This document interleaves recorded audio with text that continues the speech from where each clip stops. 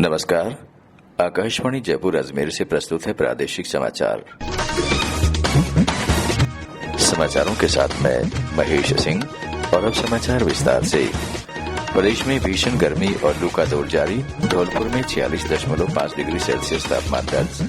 Bharatiya Janata party ने बिजली कटौती के विरोध में धरना प्रदर्शन किया। मुख्यमंत्री ने जिला कलेक्टरों के साथ बिजली पानी को लेकर स्थिति की समीक्षा की। केंद्रीय जल शक्ति मंत्री गजेंद्र सिंह शेखावत ने 12 में विकास योजनाओं की समीक्षा की। प्रदेश में पिछले 10 दिनों से कोविड के सक्रिय रोगियों की संख्या 2.5 गुना बढ़ी। आज जयपुर में 68 नए मामले सामने आए और बूंदी में नाबालिग के साथ दुष्कर्म और हत्या मामले में 2 अभियुक्तों को फांसी की सजा।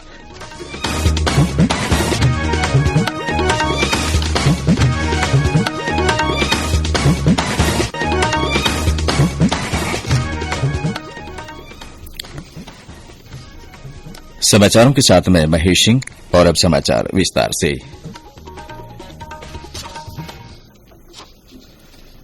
प्रदेश में भीषण गर्मी और लू का दौर अगले 3-4 दिन तक जारी रहने की संभावना है। आज धौलपुर में 40.5 डिग्री सेल्सियस तापमान दर्ज किया गया। करौली में 45.7 और चूरू में 45.2 डिग्री तापमान रहा। वनस्थली और कोटा में 44.6 डिग्री, अलवर में 44 डिग्री, फलोदी में 43.8 और बाड़मेर में 43.4 डिग्री सेल्सियस तापमान दर्ज किया गया। 1 मई को जोधपुर और बीकानेर संभाग के जिलों में अधिकतम तापमान 45 से 47 डिग्री सेल्सियस तक जा सकता है, यानी भीषण लू चलने की संभावना है। 2 मई से नई पश्चिमी विक्षोभ के कारण 2 और 3 मई को दोपहर बाद प्रदेश के पश्चिमी और उत्तरी भागों में मेघ गर्जन के साथ कहीं कहीं 40 से 50 किलोमीटर प्रति घंटे की रफ्तार से हवाएं चल सकती है। भीषण गर्मी ने लोगों का हाल बेहाल कर दिया है। गर्म हवाओं के कारण लोगों का घरों से बाहर निकलना भी मुश्किल हो गया है। दिन में तेज धूप और लू के थपेड़ों से जनजीवन अस्त व्यस्त हो गया है। गर्मी के कारण बिजली और पेयजल संकट गहरा गया है। ग्रामीण और शहरी क्षेत्रों में बिजली कटौती की जा रही है। आज प्रदेश भर में भारतीय जनता पार्टी के कार्यकर्ताओं ने सरकार पर बिजली कटौती के विरोध में धरना प्रदर्शन किया। भरतपुर में बिजली विभाग के अधीक्षक अभियंता के कार्यालय पर विरोध प्रदर्शन किया गया। उन्होंने बिजली कटौती बंद करने की मांग को लेकर एक ज्ञापन भी सौंपा। सवाईमाधोपुर में विभिन्न मंडल अध्यक्षों के नेतृत्व में बिजली कटौती के विरोध में जीएसएस स्टेशनों पर विरोध प्रदर्शन किया गया। करौली, बूंदी और अन्य जिलों में भी धरना प्रदर्शन किए गए। भाजपा के प्रदेश अध्यक्ष सतीश पूनिया ने एक बयान जारी कर कहा कि सरकार के कुप्रबंधन के कारण बिजली कटौती से हर वर्ग परेशान है। बिजली कटौती को लेकर भारतीय जनता पार्टी ने राज्य सरकार पर कई सवाल उठाए।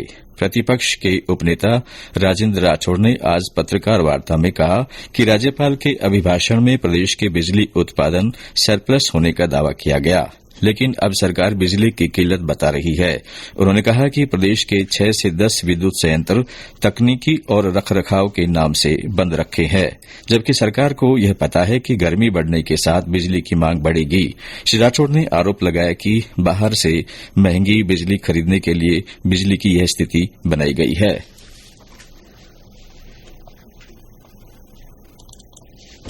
है कि विद्युत की अनुपलब्धता बताकर महंगे दामों पर राज्य के बाहर निजी विद्युत उत्पादनकर्ताओं से बिजली खरीदें। विद्युत उत्पादन निगम के आंकड़े हैं कि 2019-20 में इन्होंने राज्य से बाहर निजी विद्युत कंपनियों से 12,470 करोड़ रुपए की महंगी बिजली खरीदी। 2020-21 में 13,793 करोड़ की महंगी बिजली खरीदी और ये बिजली 5 रुपए 70 पैसे से लेकर 17 रुपए तक खरीदी और ये सारा भार अंतोगत्वा राज्य के 1,52 लाख उपभोक्ताओं पर आएगा। मुख्यमंत्री अशोक गहलोत ने आज वीडियो कॉन्फ्रेंस के माध्यम से सभी जिला कलेक्टरों के साथ बैठक की। इस बैठक में उन्होंने मुख्य रूप से बिजली और पानी की स्थिति को लेकर विस्तार से समीक्षा की। बैठक में जिला कलेक्टरों ने अपने अपने जिलों की स्थिति के बारे में मुख्यमंत्री को अवगत कराया। इस अवसर पर मुख्यमंत्री ने कहा कि किसी भी स्थिति में आमजन को पीने के पानी की कमी नहीं आने दी जाएगी। उन्होंने कहा कि बिजली और पानी संबंधी समस्याएं पहले ही आई हैं, लेकिन सरकार ने श्रेष्ठ प्रबंधन और सभी ने मिलकर उन समस्याओं को दूर किया है। मुख्यमंत्री ने बिजली की कमी के बीच प्रदेशवासियों से अपनी प्राथमिकताएं तय कर बिजली का उपयोग जरूरत के मुताबिक करने का आग्रह किया है। श्री गहलोत ने ट्वीट कर कहा कि देश के 16 राज्यों में बढ़ती गर्मी के कारण बिजली की मांग बढ़ी है एवं उनके अनुरूप कोयले की आपूर्ति नहीं हो रही है। इस कारण आवश्यकता अनुसार बिजली आपूर्ति संभव नहीं है। उन्होंने प्रदेशवासियों से इस संकट में एकजुट होकर परिस्थिति को बेहतर करने में सरकार का साथ देने की अपील की। उन्होंने कहा कि अपने निवास या कार्यक्षेत्र के गैर जरूरी बिजली उपकरणों को बंद रखें। झालावाड़ के प्रभारी मंत्री प्रमोद जैन भाया ने आज अधिकारियों के साथ समीक्षा बैठक की। उन्होंने भीषण गर्मी के दौर में पानी बिजली की सुविधा के लिए दोनों विभागों को आपसी समन्वय से काम करने को कहा। आमजन को कोई परेशानी न हो, इस पर पूरी तरह ध्यान रखें। उन्होंने बिजली कटौती के बारे में कहा कि यह बड़ी समस्या है और इसके समाधान के प्रयास चल रहे हैं। केंद्रीय जल शक्ति मंत्री गजेंद्र सिंह शेखावत ने आज 12 में अधिकारियों के साथ केंद्र सरकार की योजनाओं की समीक्षा बैठक की। उन्होंने योजनाओं का फीडबैक लिया और अधिकारियों के प्रस्तुतिकरण पर सुझाव भी दिए। उन्होंने महिला बाल विकास विभाग के अधिकारियों को छत्तीसगढ़ के आंगनवाड़ी मॉडल की स्टडी कर काम करने की सलाह दी। श्री शेखावत ने जल मिशन के बारे में कहा कि इसके लिए केंद्र सरकार राजस्थान सरकार को 27,000 करोड़ रुपए का अनुदान दे चुकी है, लेकिन सरकार ने 3,000 करोड़ रुपए ही खर्च किए हैं। हमने 27,000 करोड़ रुपए की ग्रांट राजस्थान को सरकार को दी, जो देश में सबसे ज्यादा थी। उस 27,000 करोड़ में से राजस्थान सरकार अभी केवल 4,200-300 करोड़ रुपए विड्रॉ कर पाई, और जो 4,200-300 करोड़ विड्रॉ किए थे उसके अगेंस्ट में खर्चा अभी 3,200 करोड़ से कुछ रुपए अधिक ही ज्यादा कर पाई। देश का कवरेज 16% से बढ़कर 33% ग्रोथ करके 49% तक पहुंच जाता है, और राजस्थान का कवरेज 12% से बढ़ करके केवल 24% तक पहुंचता है।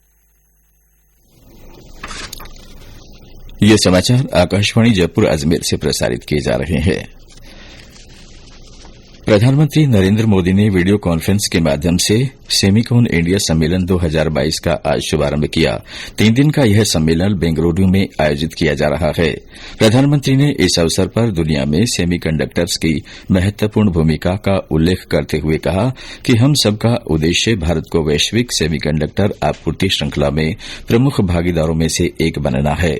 उन्होंने कहा कि भारत आधुनिक प्रौद्योगिकी, उच्च गुणवत्ता और विश्वसनीयता के सिद्धांत पर इस दिशा में काम करना चाहता है। प्रधानमंत्री ने भारत को सेमीकंडक्टर प्रौद्योगिकी के लिए निवेश का प्रमुख स्थान बनने के लिए 6 कारणों को गिनाया। केंद्रीय शिक्षा, कौशल विकास और उद्यमिता मंत्री धर्मेंद्र प्रधान ने आज बेंगलुरु में राष्ट्रीय शिक्षा नीति के तहत राष्ट्रीय पाठ्यक्रम की रूपरेखा तैयार करने के लिए एक जनादेश दस्तावेज जारी किया। यह दस्तावेज राष्ट्रीय शिक्षा नीति और राष्ट्रीय पाठ्यक्रम रूपरेखा के बीच एक कड़ी का काम करेगा। श्री प्रधान ने जनादेश दस्तावेज को नए राष्ट्रीय पाठ्यक्रम तैयार करने और पाठ्य पुस्तकों के लेखक की दिशा में एक और कदम करार दिया। उन्होंने बताया कि प्ले स्कूल के लिए राष्ट्रीय पाठ्यक्रम की रूपरेखा सरस्वती पूजा तक तैयार हो जाएगी। राज्यपाल कलराज मिश्र ने प्रदेश में देशी गौवंश की नस्लों के संरक्षण, संवर्धन और गो आधारित उत्पादों के अनुसंधान एवं विकास को गति देने का आह्वान किया है।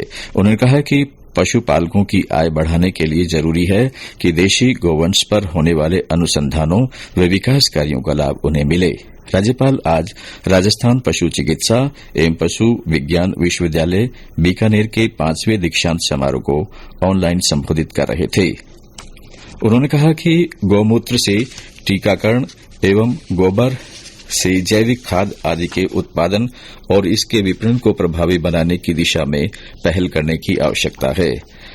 दीक्षांत समारोह में पशुपालन एवं चिकित्सा विज्ञान के विभिन्न पाठ्यक्रमों की स्नातक, स्नातकोत्तर एवं पीएचडी की उपाधियां, स्वर्ण पदक एवं रजत पदक प्रदान किए गए। प्रदेश में कोविड के मामलों में लगातार बढ़ोतरी दर्ज की जा रही है। पिछले 10 दिनों में राज्य में कोविड के सक्रिय रोगियों की संख्या करीब 2.5 गुना बढ़ गई है। आज 89 नए केस सामने आए हैं, जिनमें से 68 केस अकेले जयपुर में है। धौलपुर में भी 7 लोगों में संक्रमण की पुष्टि हुई है। राज्य में सक्रिय रोगियों की संख्या 329 हो गई है। उदयपुर जिले में बच्चों को कोविड टीके लगाने का काम तेजी से किया जा रहा है। जिले में इस महीने के आखिरी सप्ताह तक 15 से 18 वर्ष तक के 80% बच्चों को पहली और लगभग 75% बच्चों को दूसरी डोज लगाई गई है। हमारे संवाददाता ने बताया कि बच्चों में टीकाकरण के प्रति जागरूकता के लिए जिले के 15 ब्लॉक में विशेष अभियान चलाया जा रहा है।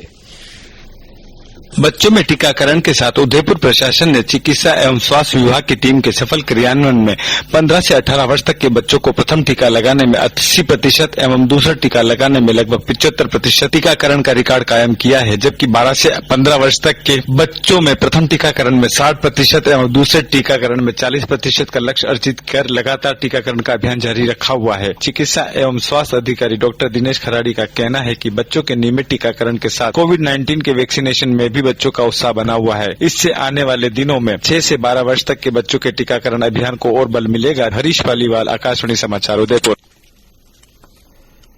केंद्रीय स्वास्थ्य और परिवार कल्याण मंत्रालय तथा यूनिसेफ की ओर से आज जयपुर में टीकाकरण पर मीडिया कार्यशाला आयोजित की गई। कार्यशाला में विश्व टीकाकरण सप्ताह तथा मिशन इंद्रधनुष पर विषय विशेषज्ञों ने अपने विचार रखे। इस अवसर पर विश्व स्वास्थ्य संगठन के प्रतिनिधि डॉक्टर राकेश ने कहा कि इस बार टीकाकरण सप्ताह की थीम सबके लिए जीवन रही है। उन्होंने कहा कि टीकाकरण में हजारों लोगों का जीवन बचता है, इसलिए इसके बारे में जागरूकता जरूरी है। लाइफ फॉर ऑल की अगर हम बात करते हैं तो वो शुरुआत लाइफ जहां से शुरू होती है वहीं से आरंभ होती है। तो जैसे ही बच्चा आएगा दुनिया में तो उसको कुछ ऐसे कीटाणु है जरूर अटैक करेंगे, पर हमारे पास उस फेज से निकालने के लिए हथियार है, और वो हथियार शुरुआत से पैदा होते ही वैक्सीनेशन से चालू हो जाता है। कार्यक्रम में स्वास्थ्य विभाग में टीकाकरण के निदेशक डॉक्टर रघुराज सिंह ने कहा कि प्रदेश में 80.4% बच्चों का संपूर्ण टीकाकरण हो चुका है। इसके बावजूद कुछ जिले टीकाकरण के मामले में अभी भी पिछड़े हैं। बूंदी में पोक्सो अदालत ने एक नाबालिग के साथ सामूहिक दुष्कर्म और हत्या के प्रकरण में 2 अभियुक्तों को फांसी की सजा सुनाई है। 23 दिसंबर 2021 को बसोली थाना क्षेत्र के एक नाबालिग का शव जंगल में मिला था। न्यायालय ने महज 4 महीने के भीतर ही फैसला सुनाते हुए अभियुक्तों को मृत्युदंड और 1,20,000 रूपये के अर्थदंड की सजा सुनाई। रमजान के अंतिम शुक्रवार को आज मस्जिदों में जमात उल विदा की नमाज अदा की गई। अजमेर में ख्वाजा मोइनुद्दीन हसन चिश्ती की दरगाह में नमाज में बड़ी संख्या में लोगों ने भाग लिया। बूंदी और प्रदेश में अन्य मस्जिदों में भी नमाज अदा की गई। हज यात्रा 2022 के यात्रियों के चयन के लिए कल कुर्रा खोला जाएगा। शासन सचिवालय के कॉन्फ्रेंस हॉल में दोपहर 2 बजे हज यात्रा के लिए 2072 यात्रियों की लॉटरी के चयन किया जाएगा। राजस्थान स्टेट हज कमेटी के अध्यक्ष अमीन कागजी ने बताया कि राज्य में मुस्लिम आबादी के अनुपात में आधार पर राज्य को 2072 हज यात्रियों का कोटा आवंटित किया गया है। यात्रा के लिए इस साल राज्य के कुल 2,499 आवेदन पत्र ऑनलाइन प्राप्त हुए। केंद्रीय नारकोटिक्स ब्यूरो कोटा ने जयपुर टोंक मार्ग पर ठिकरिया टोल प्लाजा पर एक ट्रक से 4,000 किलो से अधिक अवैध डोडा चूरा बरामद किया। ट्रक में सवार 2 लोग अंधेरा का फायदा उठाकर फरार हो गए। उप नारकोटिक्स आयुक्त विकास जोशी ने बताया कि ट्रक की तलाशी में उत्तम नीम यूरिया लिखे खाद के कट्टों के नीचे 206 कट्टों में 4,069 किलो अवैध डोडा चूरा एनडीपीएस एक्ट के अंतर्गत जब्त किया गया है। ट्रक को भी जब्त कर लिया गया है। सरसों अनुसंधान केंद्र भरतपुर में आजादी का अमृत महोत्सव में किसान भागीदारी जिम्मेदारी हमारी अभियान के तहत कार्यशाला का आयोजन किया गया। कार्यशाला में 55 किसानों ने भाग लिया। इस दौरान अनुसंधान केंद्र के निदेशक पीके राय ने खाद्य एवं पोषण की जानकारी दी। कार्यक्रम के दौरान किसानों को सरकार द्वारा किसान हित में चलाई जा रही विभिन्न योजनाओं की जानकारी दी गई। कार्यशाला में प्रगति किसानों ने भी अपने सुझाव रखे। और अंत में मुख्य समाचार एक बार फिर।